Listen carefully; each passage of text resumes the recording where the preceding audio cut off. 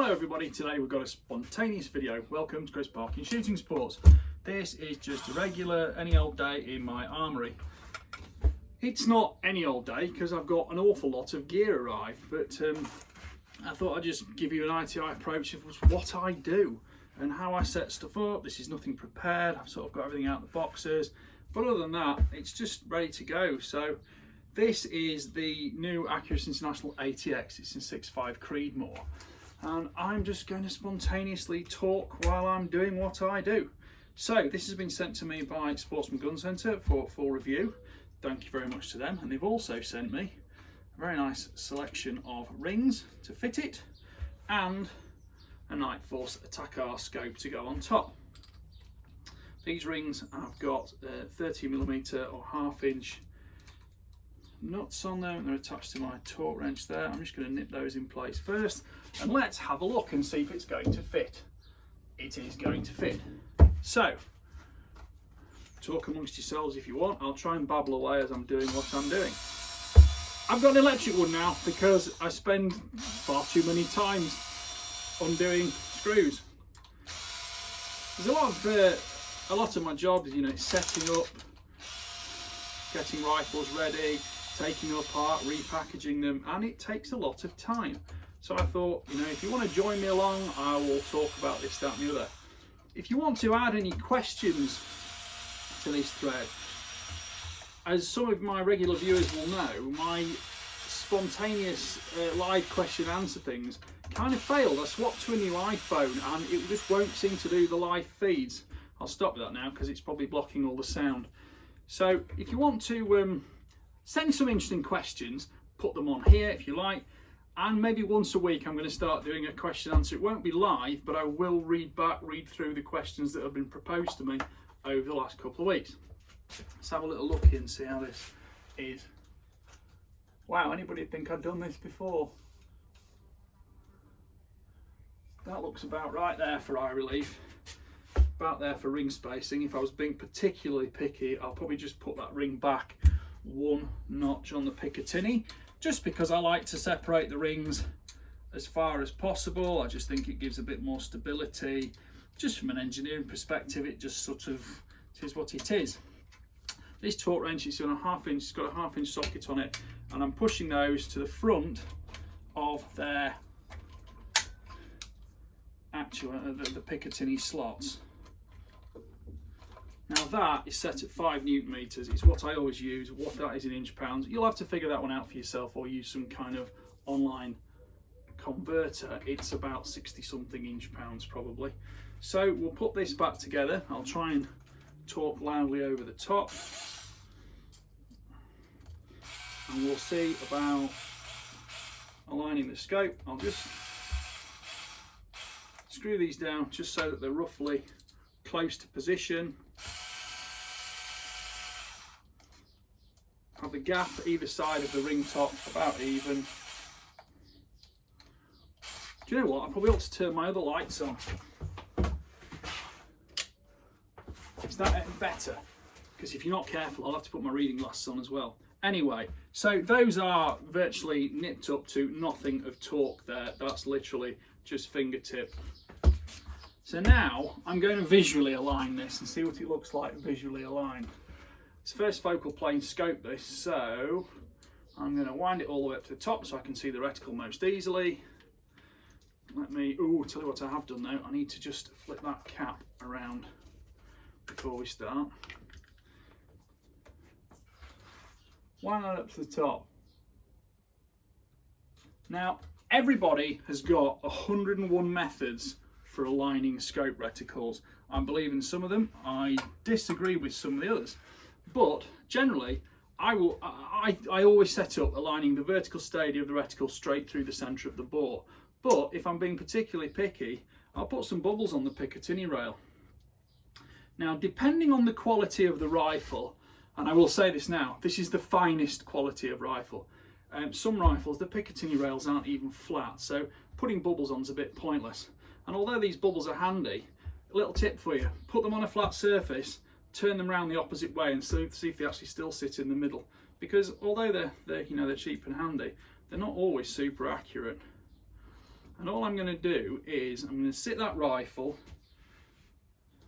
level, and I'm going to sit the scope level. That's the reason we put two bubbles on, because I'll always knock one of them off. And I'll sit the scope level using the flat surfaces available to me, and I'll have another look through the scope. And that does tend to agree with where I'd set it anyway. So I'm going to carry on and fasten this the way I would normally do it now. So first of all, I'm just going to work with one ring, and I am going to just put these finger tight, literally fingertips, just so the scope won't turn now. Check those bubbles again, they're all still aligned. I'm just going to take those out. Let's have another look through the scope. I'm happy with that, but what I'll do is I'll sort of cock my head to one side a little bit, move in, move out on the cheek piece, make sure I'm central in the exit pupil of the scope, because the alignment can look wrong if you're not central in the exit pupil, and although you appear to get full pupil without any vignettes, it's not always quite correct. And the thing is, there's probably many people get them set up in the workshop, they'll go the first day to range, and they'll not just be quite happy with it. And what I would say is just get yourself happy with it, whichever way you do it, because nobody tends to pick up my guns and say your reticle's wonky, but then they disagree with the way I straighten my reticles. There are more technical, clinical ways to do it, and if you are shooting at very long distance, it is ultra critical. The further you shoot, the more it matters. But essentially, don't worry about it to the ends of the earth until you really know more about why it needs to be so square. And you're also relying on the fact that all the elements within the tube itself are perfectly machined, of course, and on top quality scope like one of the Night Forces, yes, you've got a lot more chance of that. So I'm just steadily nipping all these screws down now, and I'm just going in no particular order, just fingertips on the torque wrench. This torque wrench is set to 2 Newton meters, and I'll just keep on just steadily tacking these down, because at the minute there's only the rear right and the front left on the rear ring that are actually even just nipped tight. But of course, even with fingertip pressure, as it adds up, and because we're doing it evenly backwards and forwards, left and right, it won't twist the tube. I'm going to have another look here.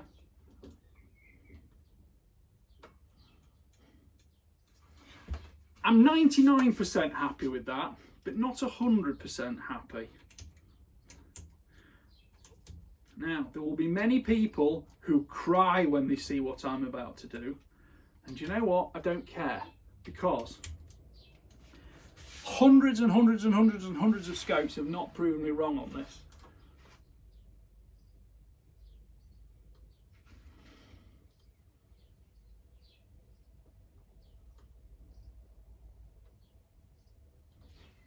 Because very, very, very occasionally I'll use whatever tool I'm using. It doesn't need to be hard, and I will just tap extremely gently like that, because it just gives the scope that rotary nudge it needs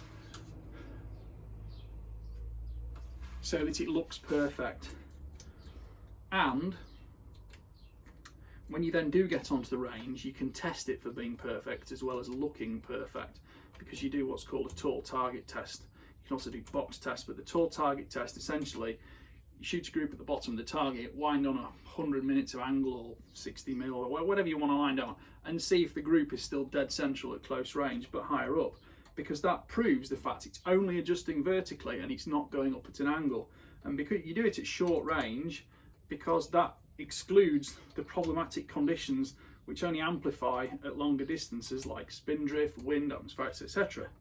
So, and of course you have to do it when it's still, because you really don't want to get the wind involved. Now you can see I'm just nipping these up in a posing diagonal sequence, and I'm not even gripping it, I've just got my fingertips on it. This is, I think I said it's set to 2 Newton meters,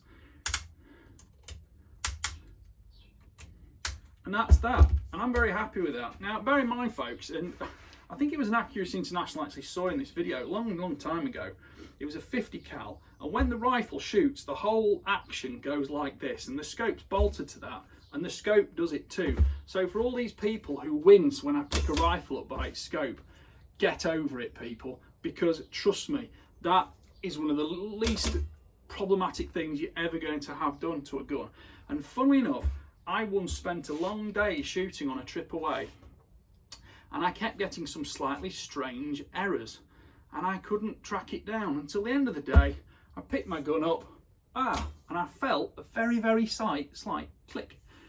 One of the screws was loose on the Picatinny rail, and I hadn't noticed. And not because I was picking it up, but I realised it when I did pick it up. So, you know, that doesn't worry me at all, because if the scope can't handle that, it certainly can't handle boom and all the flexibility in it. Because the action bows, I've had some rifles in the past, funny enough, it was a small rimfire rifle, and I stuck a big Schmidt & Bender 34mm tube on it, and on a PM2 the scope was bigger than the gun, and the scope actually held the gun stiffer than the gun held the scope. It stiffened the action. It was quite funny, to be honest, but they both shot fine, and that was that. So put this Tenebrex cover back on. I can do that as I like, and I'll set this up at the range today because I'm going to zero this rifle. These ATXs are available in several colours. This is flat dark earth. You can have I think it's called Elite Sand. You can have red, blue, black. They're only in 6.5 Creedmoor at the minute. It's the same action as the AX and the AT, but it's got a matched 2-stage trigger on it. The triggers are blissfully nice. The AI bolt, it's 60-degree lift, 6-lug bolt. The handle on it is just one of the fastest and smoothest running. The bolt's fluted because it comes from its military background, fending off snow, ice, dirt, grit, grease, that and the other. The magazine is an ambidextrous mag release on the underside, and the mag is a 10-round staggered column mag. As I said, these are only available in Creedmoor so far, and that magazine well is actually asymmetric. Oops, I'm trying to do this. So I put a Harris bipod on this, but this has actually got full length Arca Swiss rail. I don't have a bipod that will fit Arca Swiss, but I don't mind because I like Harris. This is super stiff. It's a very heavy barrel as well. The thread on it is a 5/8 24. I found a moderator for it this morning, which I was very pleased about because I thought it might be an 18/1, but I hadn't actually really looked into the details or tried anything. That's got a Wildcat mod on today, so I'm going to go and shoot that at the range. The back end here, 3-position safety catch on that. Rearmost blocks the bolt, middle allows bolt operation, but it's safe. Forward will allow it to fire. The cheek piece is adjustable vertically. It's also a little bit adjustable in other directions too. If it's high enough, which this one is, the bolt should come in and out just with the cheek piece, but it depends exactly where you set it height wise. If I put that a bit higher, it will come straight out. To be fair, you've got to take the cheek piece off to clean it anyway, because I've just cleaned it this morning. And one thing I will say is AI now making their own cut rifled 4-groove barrels, and I put the cleaning patches through it this morning. Bear in mind this has been through proof, and it was absolutely pristine, clinically clean. I have never had a review gun come in before in that state, so well done AI. Other factors at the back, we have got, I didn't pick up my Allen key, but there we go. These are adjustable with a 5mm Allen key on here, and the length of pull is also adjustable with a 5mm Allen key. There's a Picatinny rail on the underside there, which will allow you to put a monopod or whatever on, and you've got a rubberized grip here. There's a funky little thing underneath here. I'm not quite sure what this is for. I don't know whether it's an ammunition holder. You might get a couple of rounds in there. I suspect you might do, actually. I don't know. I'll have to test that later. Key slot all over it for other accessories. I think I mentioned Arca Swiss. And then lastly, we've got QR stud anchor point there, and we've also got an adjustable recoil pad, so it goes up and down and it'll twist, and I'll probably set that up a little bit later on when I'm actually going shooting this afternoon. There's also some more anchor points at the back there for more sling accessories. And well, what can I say? I shot one of these rifles on a media day back in April 21, or was it May 21, down at the Chobham range at Bisley with Accuracy International. And I put this gun on my list of the floating 5, and the floating 5 are the 5 guns myself I think I would really like to own, and this is one of them. And of course, I didn't have that much time with the gun that day. I was shooting out to about 400 or 500 meters, but not really under controlled circumstances, not with my own ammunition, not with my own data. And I just fell in love with it. and now I've got one, I can do the full review on it, do the review to exactly how I want to do it, check on ammunition velocities, see how well it will group on paper, because I know everybody's obsessed by groups, and we shall see how we go on, because it is my birthday next week and I could do something really silly if I do like it when I've had 13 months to think about it and have to actually pay for one. Other things to mention, the Picatinny rail on top is a 20 MOA inclination, so you've got no problem reaching out to distance. And of course this gun is based on the original AT, but the trigger is the main difference, and of course the stock is hugely different. The finish is Cerakote on it. I've seen some of these coated by Dave Wild at Valkyrie Rifles, and they are stunning. But Dave is not just a mechanical marvel, he is a bit of an artistic master as well. So who knows, I might have one in orange, but maybe not. What can I tell you about the scope? I've used these attack R's before. This one's MOA. I'm usually a Mills guy, but I'll have to just swap over and use MOA today. Tenerex covers on the front and back. It's first focal plane, so you know reticle gets bigger and smaller as you can comprehend the image perfectly. I think it's an illuminated reticle. It will be, because there's a push button on the side here which actuates that. It did say on the box it didn't come with batteries actually, so I'll have to pick one out of the armoury. It'll be a CR2032, parallax adjustable. It's marked down to 50, which will probably be yards, out to infinity obviously.